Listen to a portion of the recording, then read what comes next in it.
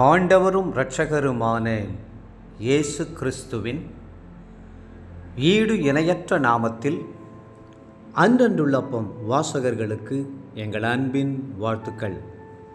2024 ஆண்டு மே மாதம் 5ஆம் தேதி ஞாயிற்றுக்கிழமைக்குரிய தின தியானம்.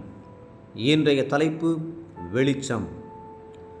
ஆதியாகமம் 1:3 சொல்கிறது, தேவன் வெளிச்சம் உண்டாக கடவது என்றார், வெளிச்சம் உண்டாயிற்று. கர்த்தர் உங்களுடைய வாழ்க்கையில் வெளிச்சத்தை கொண்டு வருகிறவர், பிரகாசத்தை கொண்டு வருகிறவர், மகிமையை கொண்டு வருகிறவர்.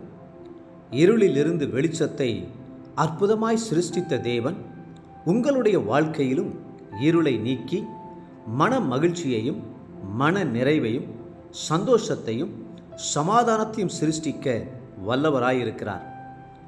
பரிசுத்த வேதாகமானது ஒரு வெளிச்சத்தின் புத்தகம் என்று உலகமெங்கும் அழைக்கப்படுகிறது. பழைய ஏற்பாட்டின் முதல் அதிகாரமாகிய ஆதியாகமம் 1:3 வெளிச்சம் உண்டாவதாக என்று சொன்ன தேவன், பழைய ஏற்பாட்டின் கடைசி புத்தகமாகிய மல்கியாவில் உங்கள் மேல் நீதியின் சூரியன் உதிக்கும் என்று சொல்கிறார். மல்கியா 4:2. புதிய ஏற்பாட்டின் முதல் புத்தகத்தில் ஒரு பிரகாசிக்கிற நட்சத்திரத்தை பார்க்கிறோம். அதன் வெளிச்சம் சாஸ்திரிகளை அருமையாய் கிறிஸ்துவண்டை வழிநடத்தி கொண்டு சென்றது. மத்தேயு 2:9. அப்படியே புதிய ஏற்பாட்டின் கடைசி புத்தகத்தில் இயேசு கிறிஸ்து, நான் தாவீதின் வேரும் சந்ததியும் பிரகாசமுள்ள விடிவெள்ளி நட்சத்திரமாய் இருக்கிறேன் என்று சொல்லுகிறதை பார்க்கிறோம். வெளிப்படுத்தின விசேஷம் 22:16. கிறிஸ்து உலகின் ஒளியாய் இருக்கிறது போல அவருடைய பிள்ளைகளாகிய நீங்களும் இருண்டு கிடக்கிற உலகத்திற்கு வெளிச்சமாக இருக்க வேண்டும் என்று அவர் விரும்புகிறார். மலையின் மேல் இருக்கிற ஒரு பட்டணமாக, கலங்கரை தீபமாக விளங்க வேண்டும் என்பதுதான் கர்த்தருடைய எதிர்பார்ப்பும் விருப்பமுமாகும். அவரே உங்களை பிரகாசிப்பிக்க செய்கிறவர். வேதம் சொல்லுகிறது, யோவான் 1:9, உலகத்திலே வந்து எந்த மனுஷனையும் பிரகாசிப்பிக்கிற ஒளியே அந்த மெய்யான ஒளி. அவர் உலக பிரகாரமான வெளிச்சம் கொடுக்கிறவர் மட்டுமல்ல, உங்களுடைய உள்ளத்தையும் பிரகாசிக்க செய்கிறவர், ஆத்துமாவையும் கூட பிரகாசிக்க செய்கிறவர். உம்முடைய வசனம் என் கால்களுக்கு தீபமும் என் பாதைக்கு வெளிச்சமாயிருக்கிறது. 119 சங்கீதம் 105 தேவன் தருகிற ஆலோசனைகள் எல்லாம் உங்களுடைய ஆத்துமாவுக்கு வெளிச்சமாக இருக்கின்றன.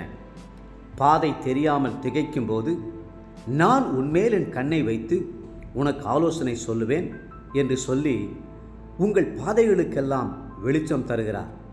32 சங்கீதம் 8 அப்போஸ்தலனாகிய பேதுரு சொல்லுகிறார், 2 பேதுரு 1:19, இருளுள்ள ஸ்தலத்தில் பிரகாசிக்கிற விளக்கை போன்ற அவ்வசனத்தை கவனித்திருப்பது நலமாயிருக்கும். பரலோகம் முழுவதும் தேவ மகிமையின் வெளிச்சத்தால் நிறைந்திருக்கிறது. நீங்களும் அந்த மகிமைக்கு ஒப்பான ஒரு மகிமையை தரிக்க வேண்டும் என்பதே தேவனுடைய சித்தமும் பிரியமாயிருக்கிறது. 1 யோவான் 3:2. தேவ பிள்ளைகளே, அதற்காக உங்களை ஆயத்தப்படுத்துவீர்களா? மகிமையின் ராஜா மகிமையான தேவ தூதர்களோடு வெளிப்படும் காலம் சமீபமாய் இருக்கிறது அல்லவா? இன்றைய நினைவிற்கு 2 கொரிந்தியர் 3:18.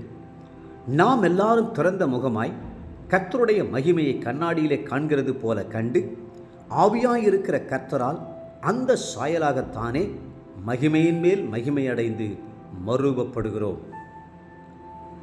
இன்றைய வேத வாசிப்பு காலை 1 ராஜாக்கள் 19 மற்றும் 20 அதிகாரங்கள், மாலை லூக்கா 23 அதிகாரம் 1-25 முடிய.